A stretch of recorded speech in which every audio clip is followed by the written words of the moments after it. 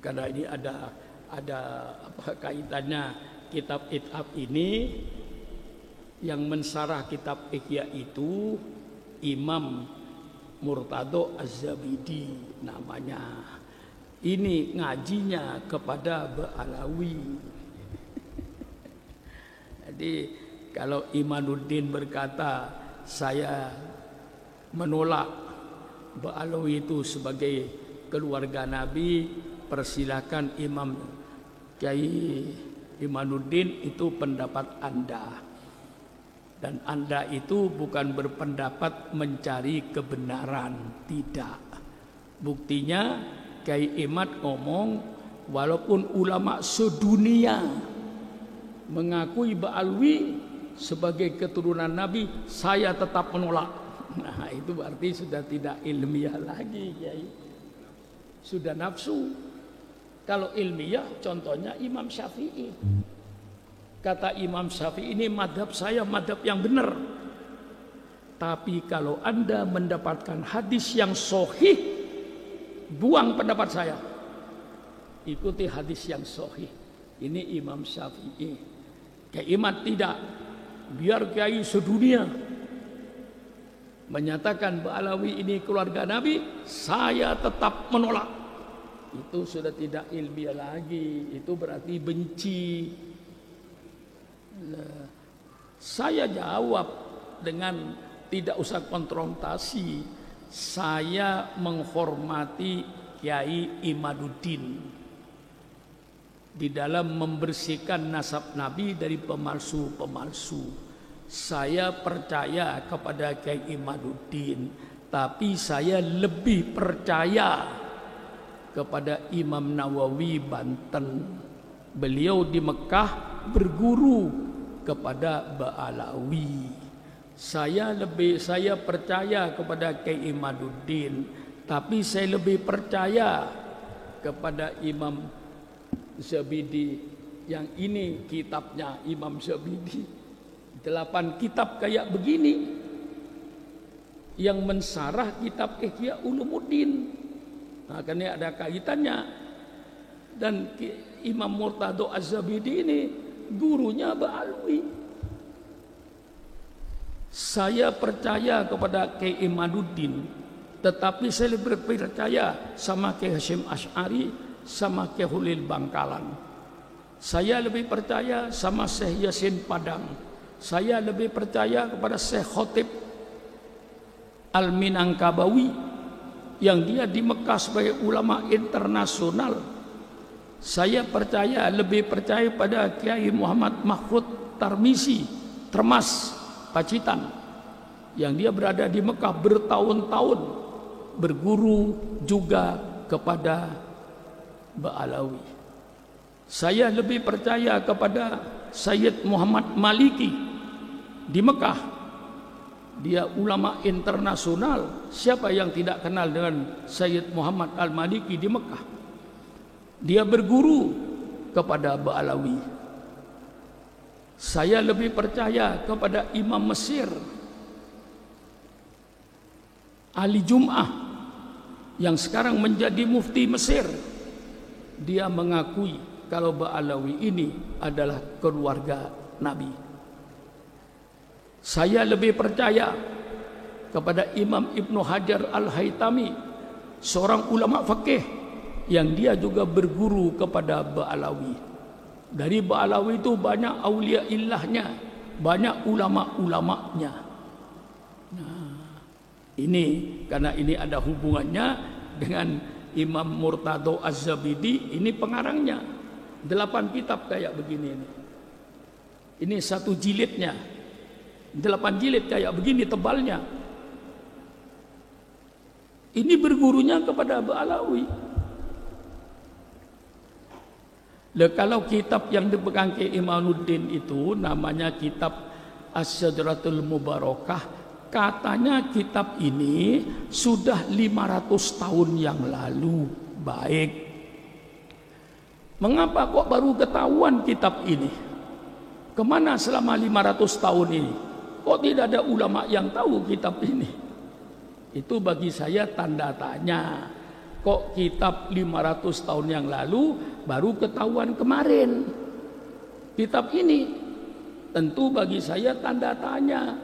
Dan setelah kitab ini diketahui di Irak, lalu ditahqiq oleh Imam Mahdi Ar-Raji'i, orang Syiah tapi ahli nasab. Dia katakan, saya tetap percaya kepada Ba'alwi kalau itu sejarah Nabi. Jadi istilah Ba'alwi ini supaya saudara tahu, Ba'alwi ini diambil dari kata-kata alwi. Alwi ini anaknya Ubaidillah, gitulah. Lalu turunan ke bawah dianggap Ba'alawi, Bani Ba'alawi, yang masuk ke Indonesia, ke seluruh dunia. Jadi Ba'alawi itu bukan di Indonesia saja. Nah, Kiai Imad hanya percaya kepada kitab yang sezaman. Kitab yang tidak sezaman dia tidak percaya, walaupun di sini dia menyebutkan adanya Ubaidillah. Kiai Imaduddin berkata Ubaidillah itu tidak ada. Jadi Sayyid Ahmad tidak punya anak bernama Ubaidillah. Sedangkan Ba'alawi ini dari Habib Alwi mengaku saya anaknya Ubaidillah. Ubaidillah anaknya Ahmad, Ahmad anaknya Isa, Isa anaknya Muhammad, Muhammad anaknya Ali, Ali anaknya Ja'far Shadiq, Ja'far Shadiq anaknya Muhammad Bakir, Muhammad Bakir anaknya Zainal Abidin, Zainal Abidin anaknya Sayyidina Husain, Sayyidina Husain anaknya Sayyidina Ali dan Sayyidina Fatimah.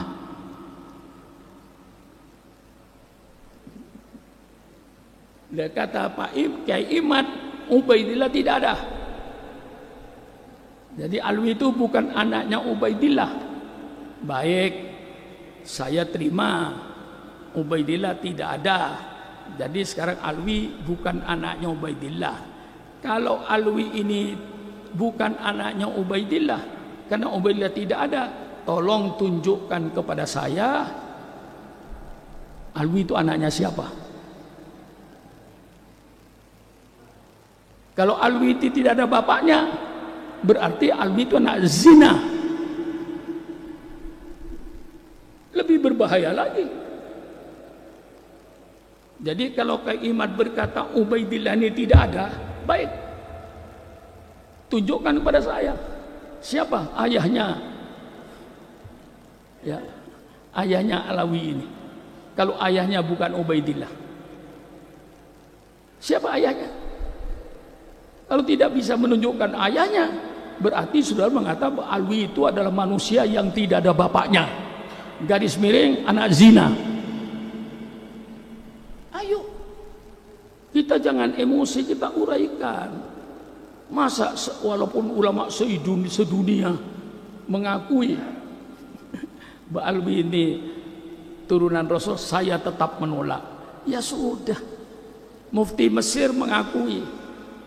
Syekh Ramadan Al-Buti itu seorang ulama besar di Syria. Dia menyatakan bahwa Ba'alwi itu keluarga Nabi. Lalu Kiai Imad bertahan, tidak ada ketetapan dari seorang ulama pun di dunia yang menetapkan. Memang tidak ada yang menetapkan, tidak usah ditetapkan, sudah nyata. Saya tanya sama kiai-kiai ini, ada orang di dunia yang memberikan ketentuan, keputusan bahwa matahari itu panas? Tolong tunjukkan sama saya. Saya memutuskan kalau matahari itu panas, goblok. Matahari sudah tidak pakai keputusan panasnya itu. Mengapa? Az-Zuhroh sudah dikenal. Seluruh pojok bumi tahu kalau matahari itu panas, tidak pakai SK. Kiai Hamid minta SK-nya. Mana SK-nya? Dari ulama, baik Kiai Hasyim Asy'ari. Tidak ada yang bikin SK, surat keputusan bahwa Ba'alwi adalah keturunan Nabi. Tidak ada yang memberikan SK itu. Laki Imat minta SK-nya, yang nggak ada. Mengapa tidak ada? Sudah jelas matahari itu panas. Perlu di SK-kan. Surat keputusan Kiai Haji Syukron Makmun mengingat, menimbang, memutuskan bahwa matahari itu panas. Syukron Makmun goblok. Mari kita bicara fakta lah. Kalau sudah para ulama yang tokoh-tokoh besar tuh ngajinya sama Ba'alwi, termasuk saya itu ngaji kepada Habib Ali bin Husain Al-Attas. 2 tahun saya ngaji kitab Bukhari. Alim, tiap saya bertanya apapun saja dijawab. Ngaji saya 2 tahun kepada beliau sampai meninggal. Itu Ba'alwi. Maka saya katakan secara hukum Islam, siapapun yang datang ke rumah saya, hidungnya mancung atau tidak mancung, selama dia ngaku keluarga Nabi, saya hormati. Umpama dia bohong, bukan keluarga Nabi, ngaku keluarga Nabi, bukan urusan saya. Urusan dia nanti dengan Allah. Dia tahu minal kabairi ayun sabar rajulu ila wadi abihi. Termasuk dosa besar orang yang mengaku bapak kepada yang bukan bapaknya. Kalau Habib Alawi mengaku ayahnya Ubaidillah yang bukan ayahnya, ini dosa besar, api neraka. Man kadzdzaba alayya muta'ammidan falyatabawa maq'adahu minan nar. Barang siapa yang mendustakan saya, bukan keturunan saya, ngaku keturunan saya, disiapkan api neraka. Masa ulama-ulama Ba'lawi yang aulia min waliyun tidak mengerti hadis ini? Dia akan berbohong. Bukan turunan Nabi, ngaku turunan Nabi, mustahil. Mereka banyak para aulianya, mereka banyak para ulamanya. Kitab Sulmamut Taufik yang kai baca itu habaib, Nasaiduddin ya habaib, Rotib Haddad habaib, Rotibul Atos habaib. Marilah jangan bikin pecah belah. Ya.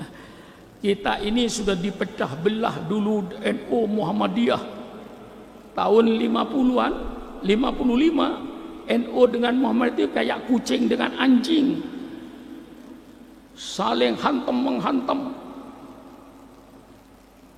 Iya, tahun 50-an itu Muhammadiyah dengan NU itu sudah kayak kucing dengan anjing, musuhan gak karu-karuan. Kita cari benang merahnya. Setelah ketemu benang merahnya bahwa Muhammadiyah dengan NU ini tidak ada perbedaan prinsip, hanya perbedaan furu. Muhammadiyah subuh tidak baca kunut, Syukron Makmun baca kunut. Yang sholat subuh tidak baca kunut masuk surga. Orang yang sholat subuh kayak Syukron Makmun baca kunut, insya Allah pahalanya lebih besar. Kedua-duanya masuk surga. Yang masuk neraka yang tidak sholat subuh. Mari kalau bicara dengan saya terbuka, belak-belakan. Muhammadiyah sembahyang tarawih 8 rakaat, insya Allah masuk surga. Syukron Makmun menghitung riwayat tarawih dari Sayyidina Umar, tarawih 23 rakaat, yang 8 rakaat masuk surga. Yang 20 rakaat insya Allah pahalanya lebih gede. Kedua-duanya masuk surga. Yang tidak tarawih pun masuk surga. Karena tarawih hukumnya sunnah. Mengapa Anda ribut? Bersatu sekarang. Datang lagi Wahabi, hantam lagi, pecah. Saya tantang Wahabi, ayo bicara dengan Syukron Makmun. Pernah saya bicara, dengan 135 mubaligh Wahabi di puncak. Saya jelaskan tentang kunut, saya jelaskan tentang maulid, saya jelaskan tentang tahlilan. Sampai saya katakan kepada mereka, kalau Anda mencintai Subron Makmun, tolong luruskan Subron Makmun ini supaya tidak masuk neraka. Bukan Anda saja yang takut neraka, Subron Makmun takut neraka. Kalau sekiranya saya tahlilan, ada orang mati, peringatan maulid, bid'ah, syirik, masuk neraka, tolong selamatkan Subron Makmun dari api neraka. Saya kemukakan dalil saya. 135 semuanya diem. Itu mubaligh Wahabi semua. Dan saya berdialog dengan Wahabi itu dengan mubaligh Wahabi yang di Indonesia ini. Saya langsung dengan Syekh bin Bas, orang pertama Wahabi di Mekah. Saya temui di rumahnya, berdialog dengan saya. Ketahuanlah benang merahnya. Selesai.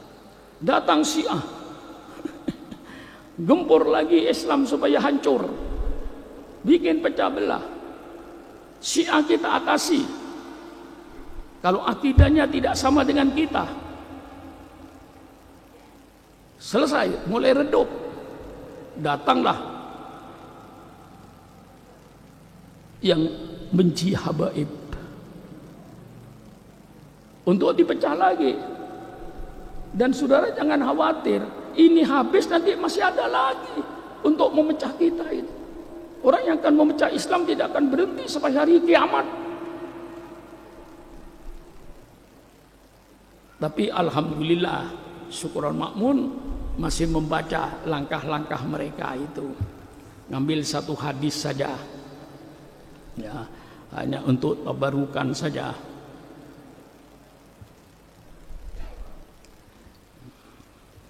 Ya.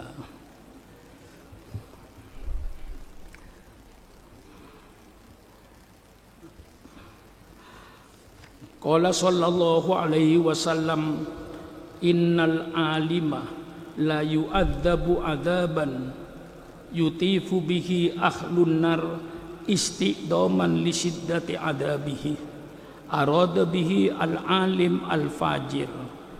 Wa qala Usama bin Zaid sami'tu Rasulullah sallallahu alaihi wasallam yaqul ya'ti bil alim yaumal qiyamah fayulqa finnar fatandaliku aktabuhu fayaduru biha kama yadurul himar firruha fayutifu bihi ahlun nar fayaqulun ma laka fayaqul kuntu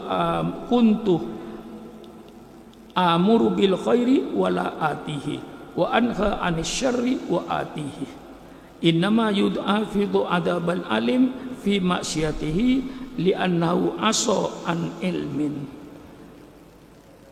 Bersabda Rasulullah sallallahu alaihi wasallam, innal alim, ini sambil koreksi diri, innal alim, sesungguhnya orang alim, la yu'adzabu, benar-benar akan diazab oleh Allah, disiksa oleh Allah, azaban, suatu azab, yutifu, yang berkeliling, bihi, dengan orang alim tadi, ahlun nar, penduduk neraka mengelilingi orang alim ini yang sedang disiksa oleh Allah Subhanahu wa taala. Istiqdoman, membesarkan, li syiddati adabi, karena dahsyatnya adab Allah terhadap orang alim. Na'udzubillah min dalik. Nanti orang alim akan diazab oleh Allah dengan adab yang pedih. Orang ahli neraka mengelilingi semuanya. Arada bihi al-alim al-fajir. Yang dimaksud oleh Nabi di sini orang alim yang ahli maksiat. Alim main judi, alim main perempuan, alim minum minuman keras. Dia ngerti kalau minuman keras itu haram, tapi dia minum. Dia tahu kalau berjudi itu haram, tapi dia berjudi. Dia tahu kalau berzina itu haram, tapi dia melaksanakan perzinaan. Itulah al-alim al-fajir. Wa arada al-alim al-fajir wa qala Usama bin Zaid, berkata Usama bin Zaid, sami'tu Rasulullah, saya telah mendengar Rasulullah SAW yaqul, bersabda, yu'ta bil alim, didatangkan dengan orang alim, yaumal qiyamah, pada hari kiamat, fayulqa finnar, maka orang alim tadi dilempar di api neraka. Fatandaliku aktabuhu, maka keluarlah ususnya. Usus itu bisa 10 meter itu. Maka keluarlah ususnya. Fayaduru, maka dia berputar dengan ususnya itu.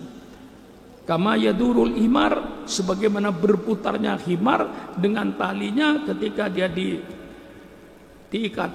Ini patok, himar, talinya diikat ke patok itu, himarnya keliling. Dengan ususnya dia keliling. Fayutifu bihi ahlun nar, maka berkeliling di orang alim itu orang ahli neraka. Fayakuluna, maka mereka orang berkata ahli neraka, malakah, apa yang terjadi bagi engkau hai orang alim? Mengapa engkau begitu hai orang alim? Fayakulu, maka berkata orang alim tadi, kuntu amuru bil khairi, saya ketika di dunia selalu menyuruh orang berbuat baik.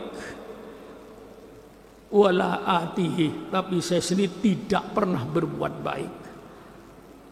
Wa anha anisyar, dan saya di dunia selalu melarang orang berbuat jahat.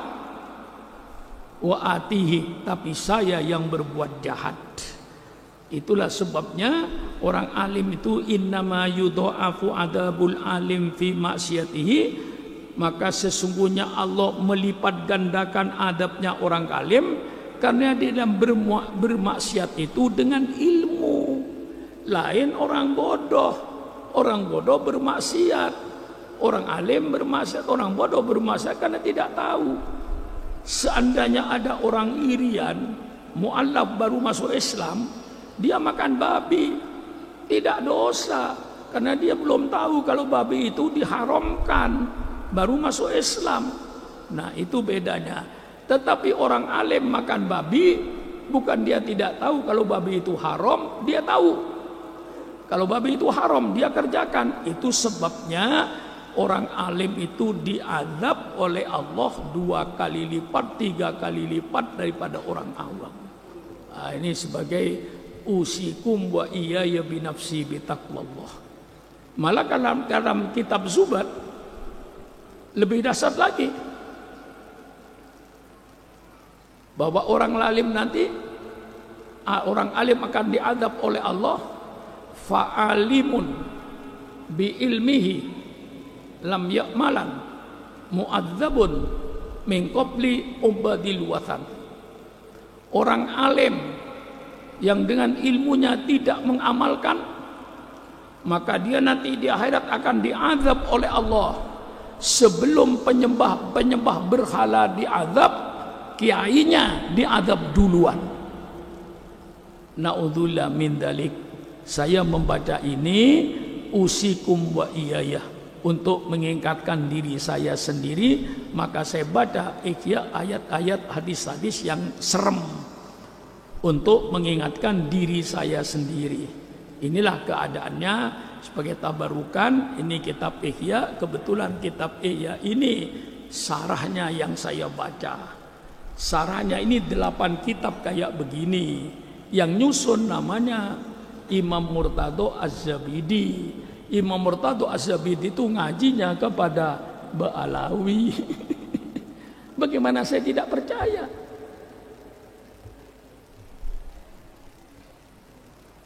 Itulah, maka kalau saya percaya kepada Kyai Imad, tapi saya lebih percaya kepada Hadratul Syekh Hasyim Asy'ari, termasuk pendiri Muhammadiyah yang namanya Kyai Dahlan, ngajinya sama Ba'alwi juga di Mekah.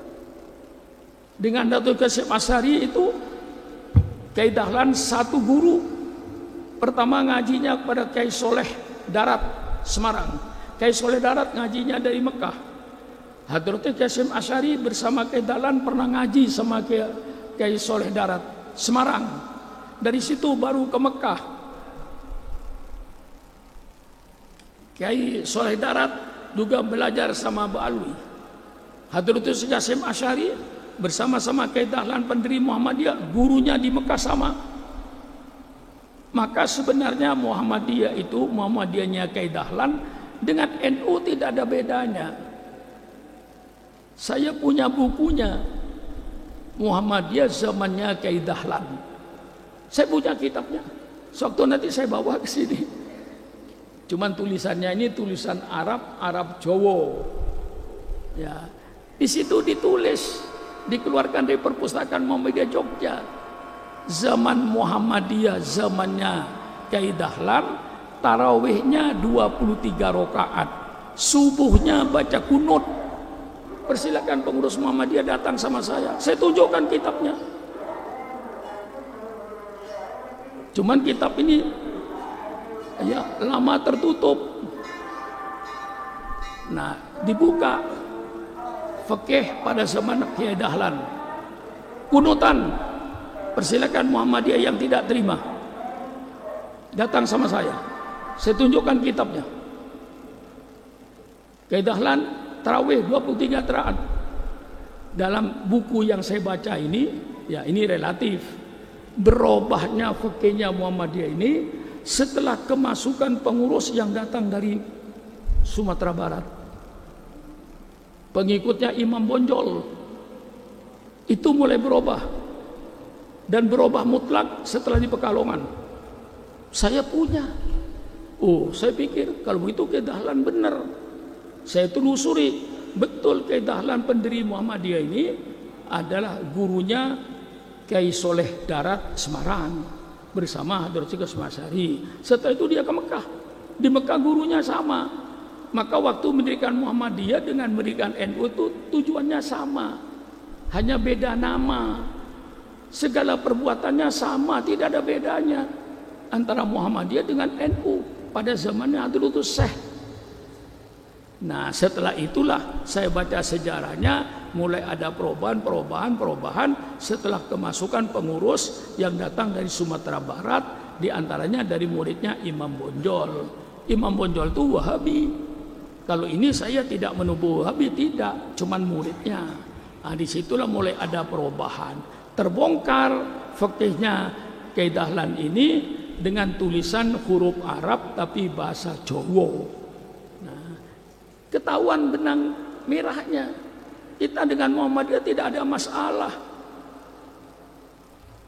Datang ini.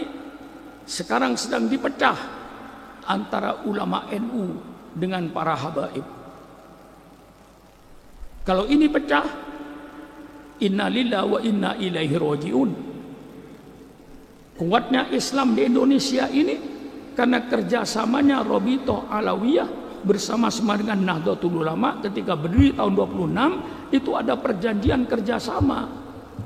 Masa tokoh-tokoh NU seperti Kiai Wahab, seperti Kiai Holil Bangkalan, seperti Kiai Hasyim Asy'ari tidak mengerti hal ini?